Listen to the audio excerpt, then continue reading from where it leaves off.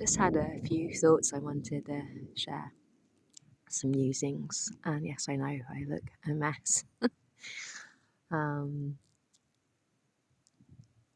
and actually, that makes me think about something, how often we're so scared to put ourselves out there as we really are, with our flaws, our wrinkles, our sagging bits, our greying hair, because we are creating a society where being who you are is not considered acceptable because of this. Can you hear the thunder?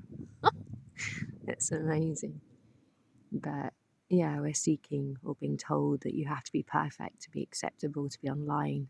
It's interesting as I get older, the amount of people who've insulted me for being old, as if it's pretty insane, really. Like I shouldn't have anything to say because I'm an old hag, which is interesting because as if the number of years we are here on the planet means that our views, our opinions, our hopes are somehow less worthy of being considered, which of course is just connected to this misogynistic system that we have. So here I am, an old hag with wrinkles, sitting out with really dodgy hair, listening to the thunder and actually finding some joy in it.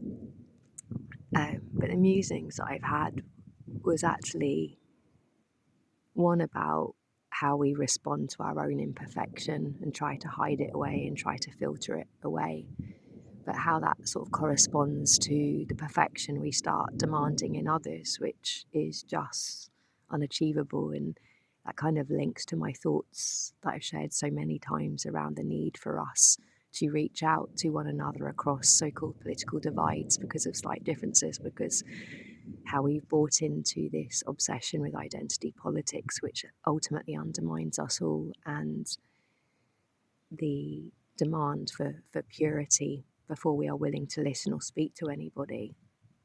But in the same way that we need to learn to accept our own imperfections because we are imperfect, we need to have bigger hearts and a willingness to accept others, and just recognition it's in the conversations and in the relationship building that we can overcome so many of these things and realize there is so much that we can and must unite around in order to defeat a system that dehumanizes and exploits us all. Obviously, in the most acute way, as we look at what's happening in Palestine, in Sudan, in the Congo, in Kashmir, in Myanmar, and on and on and on. And it's hard sometimes recognizing this human behavior and realizing that you belong to this species that inflicts so much pain on one another. But sort of returning to what I was saying, we are all exploited in different ways as ordinary people by the system, which is why we must unite. And I know that there's many, I'm not in any way suggesting that the exploitation that I experience is somehow on the same level as people in minority communities being targeted. And I think I just really want to sort of underscore that. But I also think, and especially as somebody who's trying to process so much around how we decolonize our minds, but without recognizing and acknowledging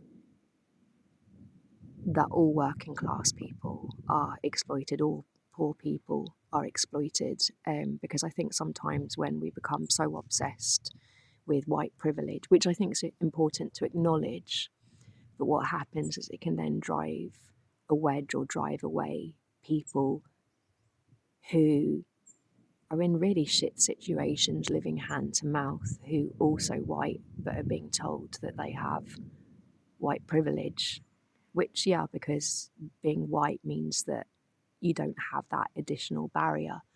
And these are all such complex things to consider. But I think it goes back to, as I was saying, about learning to accept our own imperfections and accept that of others, but unite around the things that we can all agree on.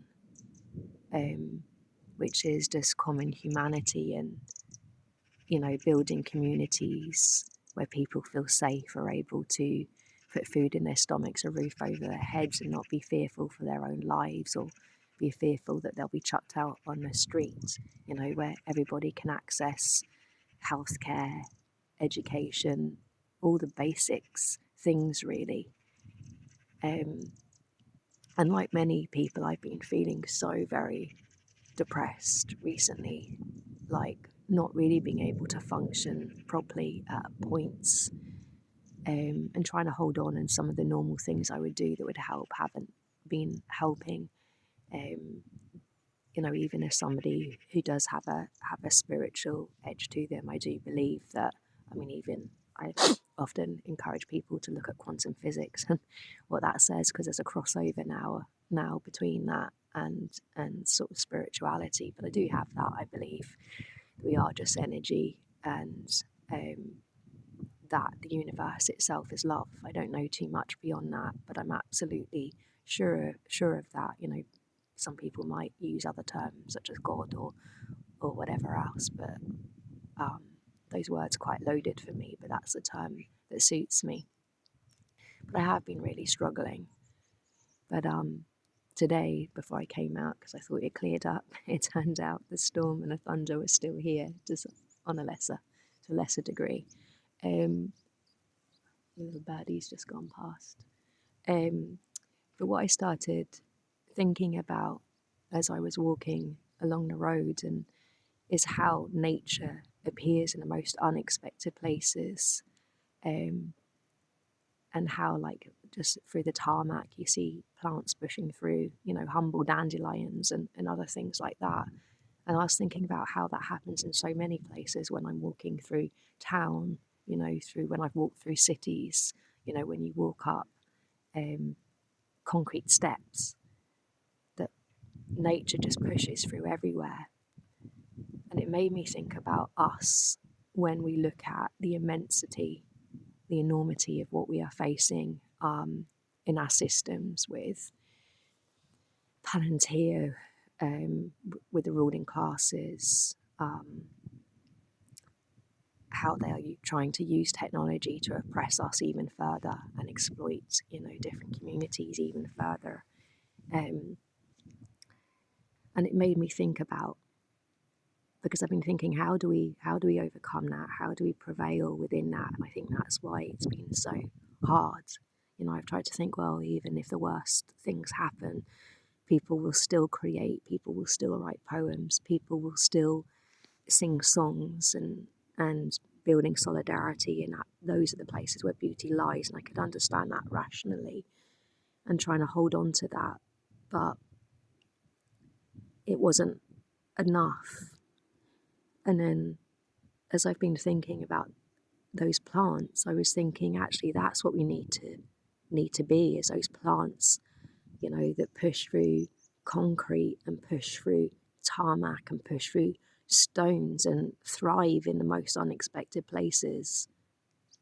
That's what we need to be, and to overwhelm the system through being that, and realize, although they're trying to cement us into this disgusting, autocratic, dystopian vision of a society, we can still push through. We can still, as humble individuals, as ordinary people, we can still push through. We can still grow and we can still thrive. And if there's enough of us that do that, we can still break their system. Anyway, this is a really long message. I don't know if anyone will listen to this and find it helpful in any way. And in my imperfect state, I won't be able to edit it. So sorry about that, folks, or any of you who've taken the time. But I just wanted to share that because at this moment, it feels important. And yeah, even as an old hag with lines and greying hair, I still feel as one imperfect, insignificant human being. I still have something to add to the conversation and something to say. So yeah, just want to send out love and solidarity to all of you struggling at this time, because you feel the pain of others and want a kinder, more compassionate society. We are of the same tribe, and